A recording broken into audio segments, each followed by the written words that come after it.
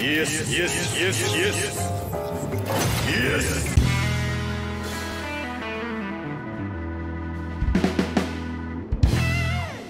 Greetings and salutations everyone, this is No Code Gaming, and I'd like to welcome you back to another Master Duel video. And in this video we will be going over the Synchro Cross XYZ Festival, and what it might entail for anyone trying to play it. So, quick overview, we shall start with the rewards list. Looking over it, we get a total of 1900 gems just from medal rewards, as well as a new dual mate in the form of Quill Bolt Hedgehog. So if you are a big fan of the card or just like this dual mate, at least worth it to get 5500 dual medals. Other than that, let's take a quick look at the Learndex and see just how powerful they might be for this event.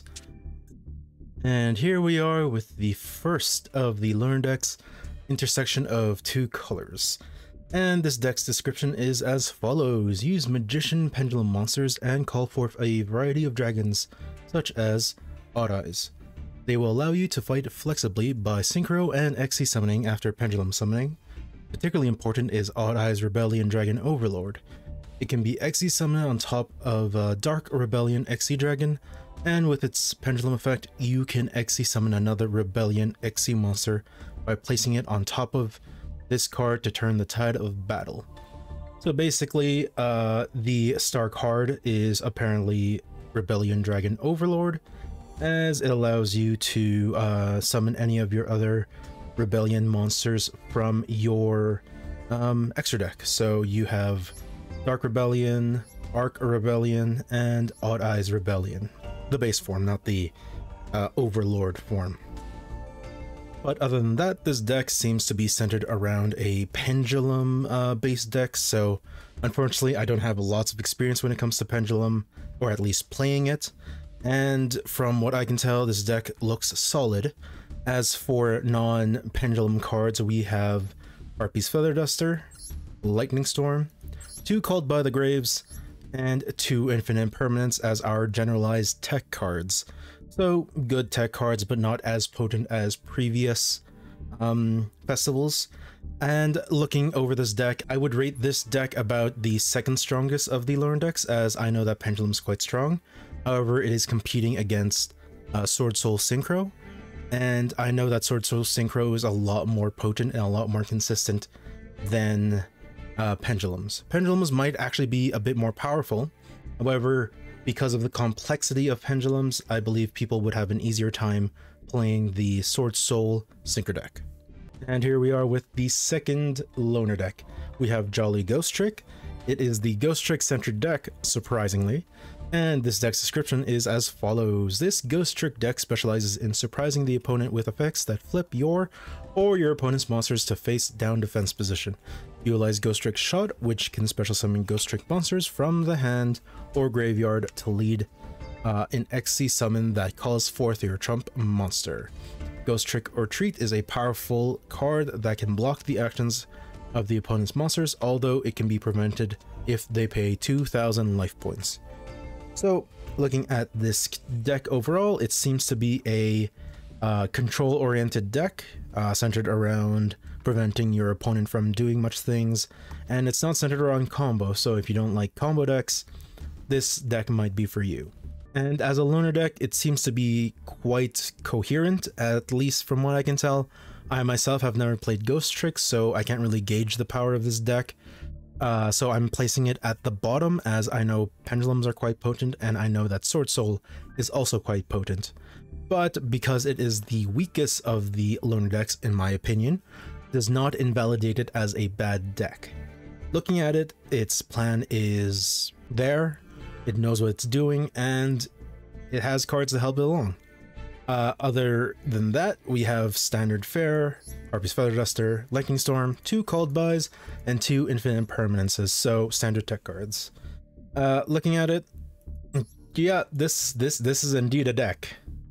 This is indeed a deck. I would be the wrong person to properly gauge this deck's strength. However, in the hands of someone who actually played Ghost Trick, I believe this deck would be quite powerful. And now we come to the last of the Learndex, Dark Blade looming over the Sword Soul. And this, in my opinion, is likely the most coherent deck presented. So let's see what we have. The deck's description is as follows: a Sword Soul deck that aims to use the Tuner Sword Soul token for Synchro summoning. Call new fighters to the battle and take the upper hand. Sword Soul Sensor Sovereign Yixing Long Yuan, I'm sorry if I butchered that, is useful for its effect that lets you draw when successfully synchro summon another worm type synchro monster, and for its effect that can deal damage when your opponent successfully special summons a monster. The Golden Sword Soul will support you in battle by special summoning itself from hand to prevent attacks, and by special summoning cards like the Iris Sword Soul when a monster is banished face up. So this is actually the most Sword Soul deck I've seen, as it does not splash Yang Zing monsters in the main deck, but it does fill it in with a ton of Sword Soul cards. So if you've played any modicum of Ranked, you know how powerful Sword Soul is. However, this does not have Yang Zing or the Tenyi cards as support, so it's just a pure Sword Soul deck. But other than that, let's look at what the cards in the extra deck are. So we have Yazi and Bashia of the Yang Zing. Both of these are potent. We have Yang Zing as a way to destroy cards on the field, and Bashia bounces them back to the deck. And of course we have standard Sword Soul monsters. We have Xiao Xiao, Sword Soul Supreme Sovereign, oh my god, Cheng Ying, and the newest addition, Sword Soul Sensor Sovereign Yixing Long Yuan. I believe this is likely to be the strongest of the Learndex, as like I said, you've played against Sword Soul on Ranked. This is like bringing a Ranked deck to a Loner festival. So if anything, I suggest you play this deck if you don't want to design your own deck for the festival. And looking over at the non-Sword Soul cards, we have Harpy's Feather Duster, Monster Reborn, which is actually quite unique to this one, Lightning Storm, 2 Cold Buys, and 2 Infinite Perms. So standard fare, bread and butter jam. One thing I did not see coming is them including this Lord of the Eight Thunders. So this card can be special summoned from your hand by banishing one level or rank 8 monster from your GY. You have quite a few rank 8s. You have Bashia and Grandmaster, as well as Iris Sword Soul and the Lord of Eight Thunders itself. And then you can target one level 8 or rank 8 monster from your GY, shuffle into the deck, then apply the following effects depending on what that monster was. If it was Ritual or Fusion, draw 1 card, so not going to be that.